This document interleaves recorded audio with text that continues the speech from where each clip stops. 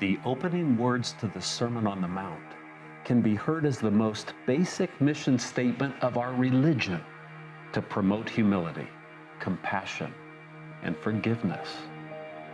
And Jesus did not simply teach these values, he lived them, embodied them. On this mountain, he gathers the most desperate and vulnerable around him, and he does not so much teach them about love as he simply loves them. But the Beatitudes also have some attitude. They also turn upside down the presumptions of our culture, and they offer the contrarian idea that when you are most weak is when you are strong, that in sadness we learn joy, and right when you are feeling cursed, the blessings can flow. These are difficult days. Let's gather around the Beatitudes and discover the blessings in our midst. I'm starting a two-part sermon series on the Beatitudes. That's where Jesus walks up the mountain, Matthew chapter 5, up the mountain, and then blesses the people. I'm starting this series to gather us around these verses with two overarching reasons. First, because Jesus blesses those who feel cursed. The people around him, they're tired, downtrodden, they're at their wits' end. They feel cursed. Now, in the ancient world, there wasn't so much haves and have-nots. The two basic categories were blessed or cursed.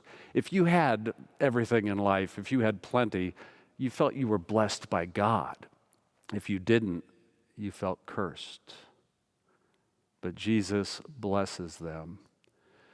My friends, I think we're feeling cursed right now in this time of the pandemic. Now, we don't think God caused the pandemic, but we're feeling cursed. And I want you now to receive Jesus' blessings during this time.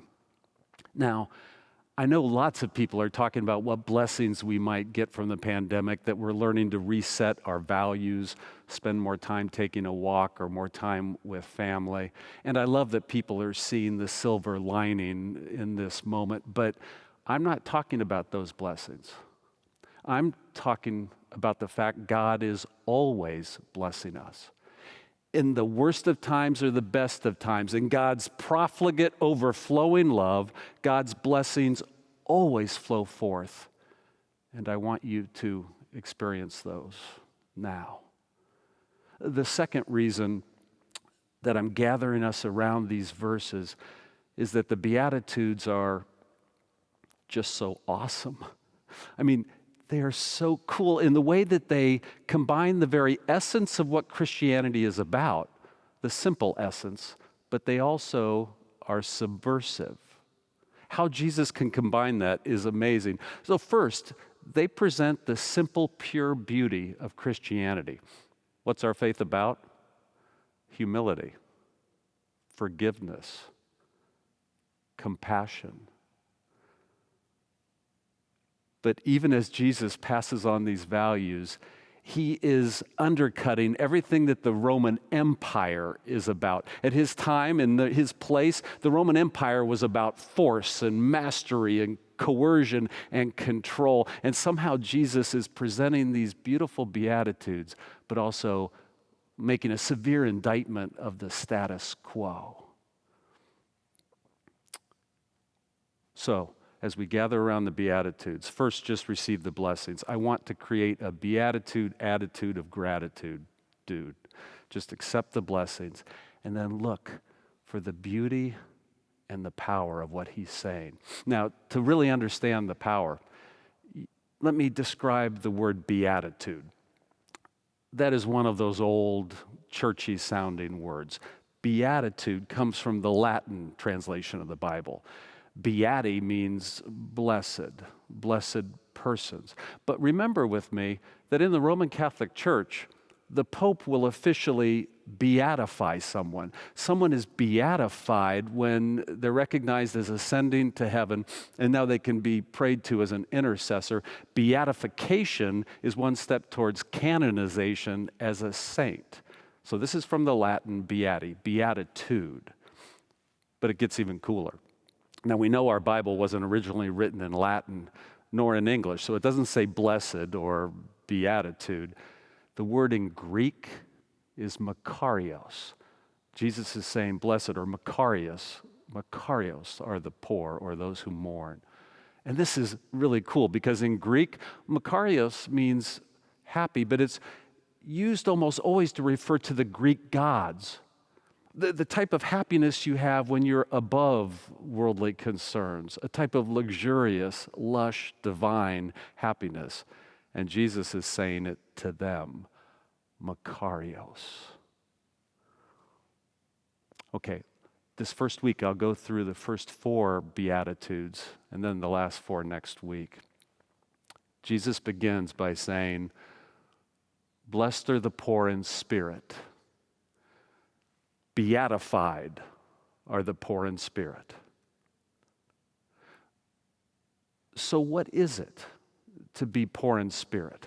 What is spiritual poverty? Well, I think it's when you recognize that you are not enough. You're not in complete control of your life. You're in need of a higher power of God. Spiritual poverty is when you realize not everything goes by your plans. You need God. So, I'm minister of First-Plymouth, and I had plans for the ministry this year. Oh yeah, I had these professional aims and goals and objectives, right? And then history happened. The pandemic is a historical event. I always thought history was something you read about, or history was something that happened to other people. But then history hit me in the face, and I realized things don't go by my plan. There's greater forces at play. I think we're all experiencing that sense now. All the plans we've had to set aside, and now we have to live forward. There's a type of spiritual poverty in that, and it might be a blessing. Beatified are the poor in spirit. But during the pandemic, of course, it's also making people poor in money. That's a different thing, and that's not a blessing. The scourge of poverty. There's 2 statistics that have just captivated me. First, I saw a study saying that COVID-19, on average, is robbing people of about 10 years of life if they die by it. That yes, we talk about the elderly being the most likely to die, but it's still robbing 10 years on average. And that really struck my heart, 10 years of life. But then I saw some statistics about another matter altogether, about poverty in America. Do you know in Chicago, based on what zip code you are in, just over 8 miles in Chicago, there's a 30-year difference in life expectancy. Just based on what zip code you're born in, how much money you have, 30 years. If you are poor in America, it can rob you of 30 years of life. And in Lincoln, Nebraska, a study was done, shows there's a 20-year differential based on what zip code you are in Lincoln, that poverty can rob 20 years of your life. With COVID-19 robbing 10, we start Operation Warp Speed, but we've never done an Operation Warp Speed to confront poverty. Maybe we could consider such things. Beatified are the poor. And then next, he says, blessed are those who mourn. Beatified are those who mourn. What? This sounds contradictory. Happy are those who are sad. Blessed are the sad. What could he mean? Well, first, these are mournful times, and there are people mourning the loss of loved ones. Of course, from COVID-19, but people die of many other things, and there are always people mourning. I hope you just receive today Jesus' blessings. You're beatified if you're mourning right now. But I think there's something that mourning creates. It creates a deeper sensibility for life. It creates an empathy. You're more aware of others who are in pain. Blessed are the mournful. They do see the depth of life, and they can see that life isn't perfect. Life is never perfect. They have a new vision. Have you ever heard of Leonard Cohen? He's considered one of the great songwriters of this generation. He's passed on now.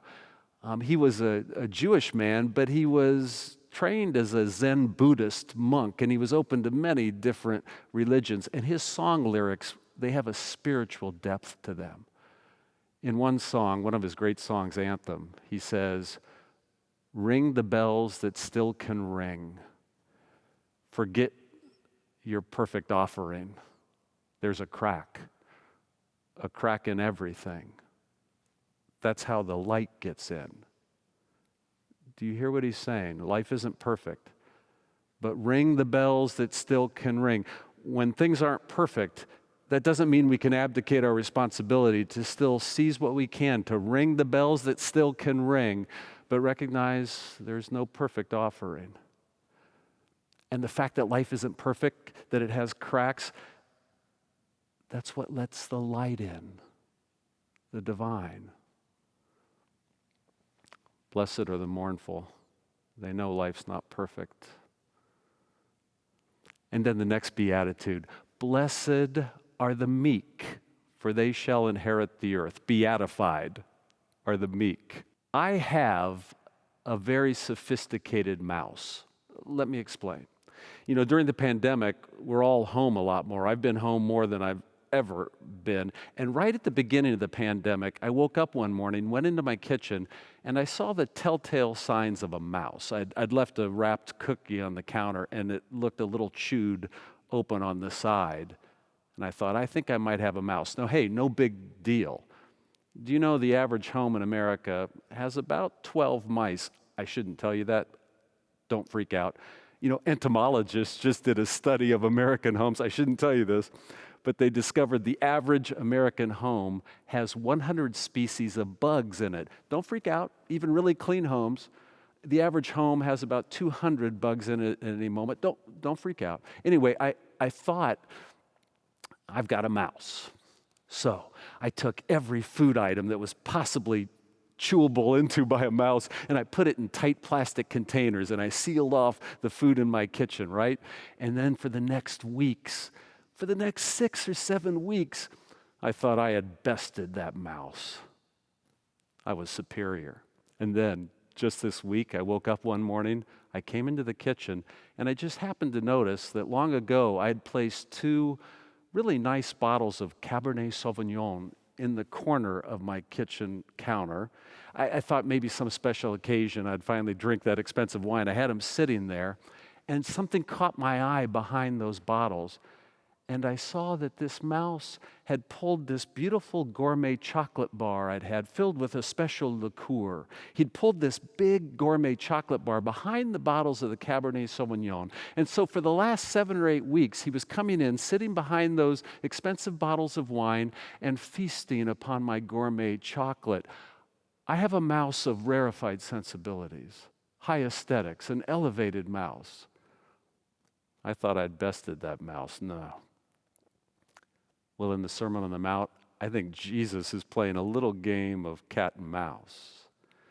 He's speaking simple, lovely values, but again, it's cat and mouse with the Roman Empire, and he's opposing every principle the empire is about. When he says, blessed are the meek, that they'll inherit the earth, now he's talking about Rome's realm, not heaven. They'll inherit this earth. Well, this is radical. Moses came to Pharaoh and said, let my people go. Jesus, rather than trying to escape empire, wants to transform empire. Moses said, let my people go to the Pharaoh. Jesus says, blessed are the meek. They will inherit the earth. Oh, there's a game of cat and mouse going on here. It's intense. And now the the last beatitude today. Blessed are those who hunger and thirst for righteousness. Beatified are those who want righteousness.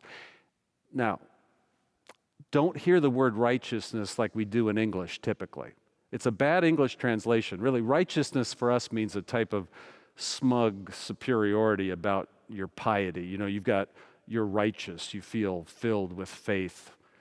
Righteousness in the Bible, though, is actually a perfect synonym for justice. Well, think of it that way. Blessed are those who seek justice, who want equality for others. Miserable are those who hold on to unequal advantage. There was a phrase that became very popular among churches some decades ago: blessed to be a blessing. I didn't know exactly where it came from. It comes from Genesis chapter 12, when Abram, soon to be Abraham, is blessed to create great nations. You're blessed to go forth and multiply. But then it also says he will be a blessing. Blessed to be a blessing. This is what Jesus is doing. He's blessing us to be a blessing to others. In an ancient form of Jewish mysticism called the Kabbalah, there's this notion of when God was creating the universe, there were two forms of vessels used. One was a jar with a bottom, and God's creative energy would fill that. And then another was a vessel that had an open at the bottom so that the creative energy could flow through. According to Kabbalah wisdom, that vessel that was contained, it destroyed itself. That creation happens because of God's creative energy can flow through us, through others. Hear the Beatitudes and be blessed to be a blessing to others. Jesus is blessing you to carry his love to others.